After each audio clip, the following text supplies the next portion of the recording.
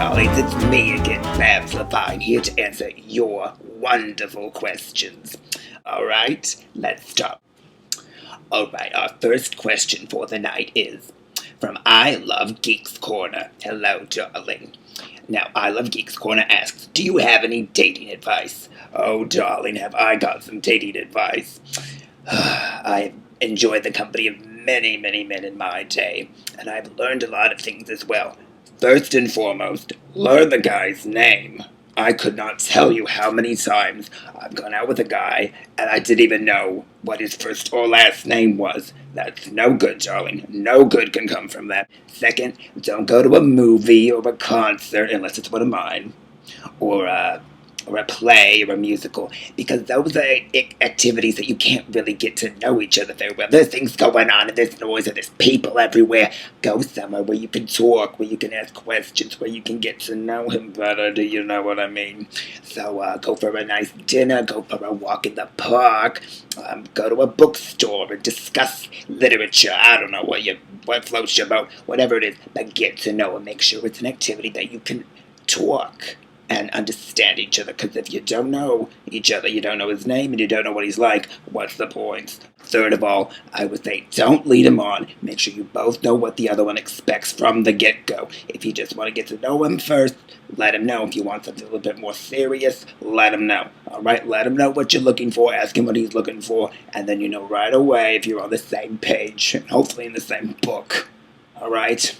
Our second question comes from Peaceful Silence. Oh, how poetic. Peaceful Silence. Was there an experience that shaped or changed your career in a crucial way? If so, what was it, and was the outcome good or bad? There was one incident that really kick-started my career, and that is when I started working at the Purple Peacock nightclub. I started as a humble cigarette girl. It stuck, what can I say?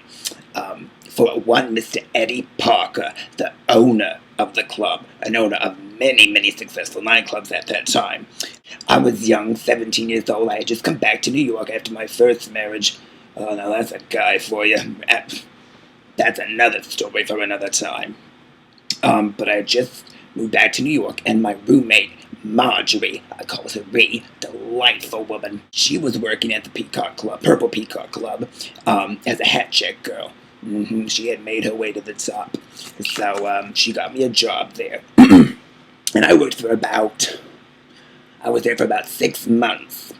And, well, it just so happened that the singer there, I forget her name, she wasn't that famous, she wasn't very good either, but she quit, and she had enough. And so poor Eddie, he didn't have an attraction for that night. People expected to come and hear music and to dance. And if you didn't have a singer, you didn't have music, you didn't have people coming in.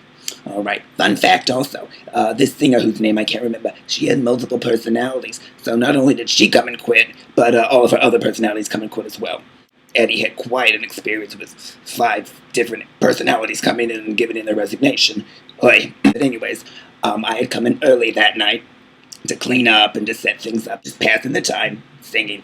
And Eddie had heard me. He heard my little song, and he ran out into the room and said, "Who is singing?" And I didn't think I was supposed to be doing that. And terrified little 17-year-old me said, "Oh, I'm so sorry, Mr. Parker, I'll stop singing." And he said, "Don't you ever stop singing." And he pulled me into the dressing rooms. And he got all of the makeup people and the hair people together, and they gave me a complete makeover. Oh, darling, you do not want to know what I used to look like before I reached my peak of beauty. They dolled me up, they reinvented me, and they threw me on stage that night.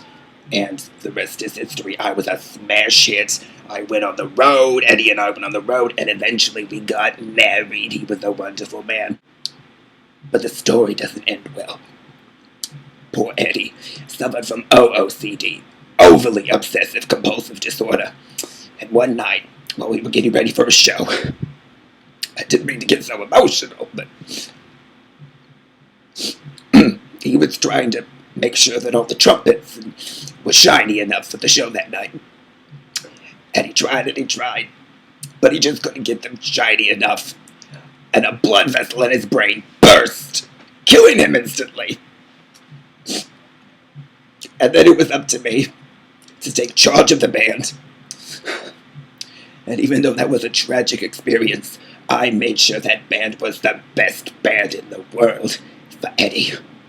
And we went on the road and I became famous in memory of that darling, talented man. Our next question comes from the mighty Jeffers. Oh, how confident of you. Who did you look up to when you were first starting your career in the biz, and who of your contemporaries do you like now? Oh, darling. Simplest question. The person that I looked up to the most when I first started, and the person that influenced me the most, even to this day, was my dear, dear Aunt Belinda Tippington.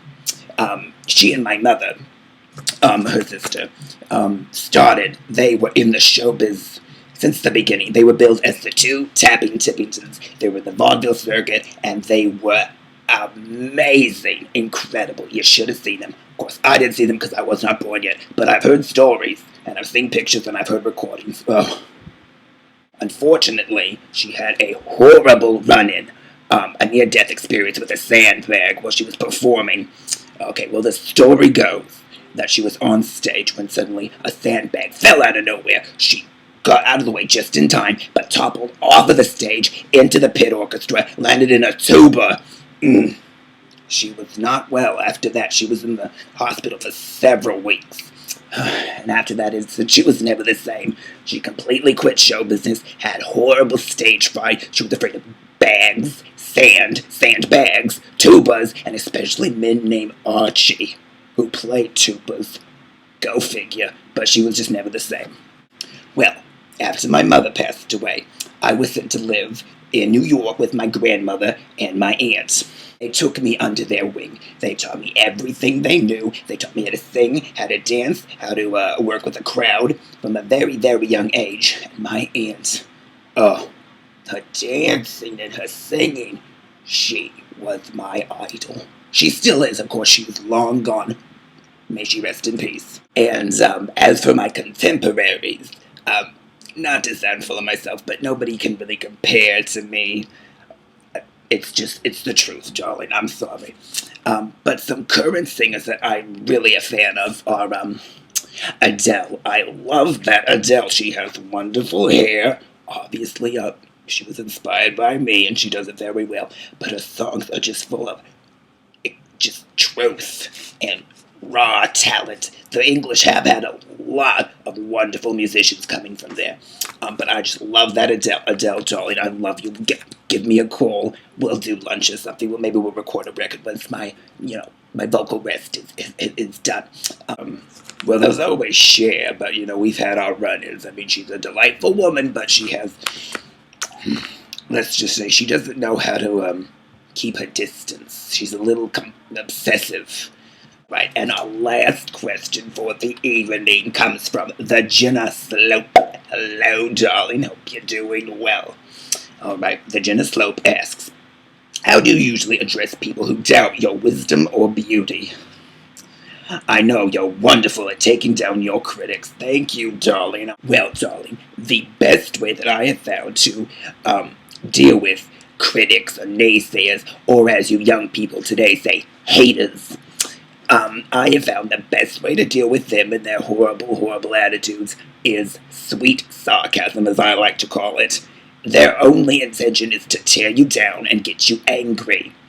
But if you react with sweetness and agree with what they're saying in a sarcastic tone, of course, they're not going to get what they want from you. For example, let's say that somebody says, you're ugly. All right, you can say, and it's all natural, darling. Another example, let's see, you're a disgusting fat pig. Your response could be, oh, you noticed, how sweet of you. I'm telling you, if they can't get you riled up, and if you just agree with them, they're gonna walk away. They're not gonna want to deal with you because you're not giving them what they want. You're not getting angry, and you're being polite. So what can they get mad at? Darling, it works every time. But of course, if they're not gonna stop and they're just giving you a hard time, you give them a piece of your mind and you tell them to hit the road or you're gonna hit them in the face. It's worked for me many a time. I don't take no crap from nobody. Honestly, thank you, darlings, for all of your questions. Now, before I go for the night, I just wanted to make an announcement. You know, as I said before, I'm trying to get more involved with the internet and with all these social networking sites to get myself out there to my public. Now, I have my YouTube channel, obviously, because you're watching it, but I've also recently set up a Twitter account. I don't exactly know how it works, but my dear friend Ellen DeGeneres said it was a necessity. And when Ellen gives you some advice, you take it. So I have a Twitter, and I also set up a Facebook profile page and a Facebook fan page. You can find the links to those three sites at the bottom in the description. So go there, subscribe, be my friend. Please bear with me. I'm still getting used to it, so I'll try to update. I don't know, I'm trying it out, but please go, subscribe, be my friend, be my fan. Look at my tweets, retweet them, or whatever you can say today. I don't know, you crazy kids. Please also, if you have questions, you can go and send them to my Twitter. I'll try to get to them there. But also, let me know what you want to see on this channel. I mean, I love answering your questions, and I will keep doing so. But if there's something else you want to see, please give me some suggestions. Let me know what you'd like to see. Give me some ideas, and I'll see what I could do. I'll make this much more interesting, more entertaining, and much more fun-filled for you, my darling fans. And I'll see you again soon. All right, darlings, have a wonderful night. Goodbye.